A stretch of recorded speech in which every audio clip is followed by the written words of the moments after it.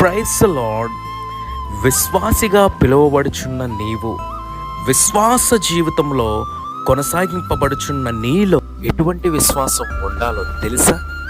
అబ్రహాము తన ఇంటిని విడిచిపెట్టి వెళ్ళాడు. ఎక్కడికి వెళ్ళాలో తెలియకుండానే కేవలం దేవుని మాట చెప్పున.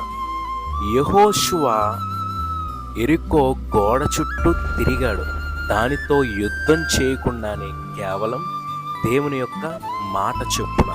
చుట్టూరు భయంకరమైన తుఫాను ఉన్నప్పటికీ అగాధ జల సముద్రము మధ్యలో దిగి నడిచాడు దేవుని యొక్క మాట చెప్పున. మరియా తన జీవితంలో నీ మాట చొప్పునే జరుగునుగాక అని అన్నది. తరువాత ఏమి జరుగుతుందో తెలియకుండానే కేవలం దేవుని యొక్క మాట చెప్పున. మోషే వెనుక శత్రువు ఉన్న ఎదురుగా ఎర్ర సముద్రం ఉన్నప్పటికీ తన యొక్క కర్రని చాచాడు దేవుని యొక్క మాట చెప్పున. నీలో నాలో ఉండవలసినది ఇటువంటి విశ్వాసం. God bless you.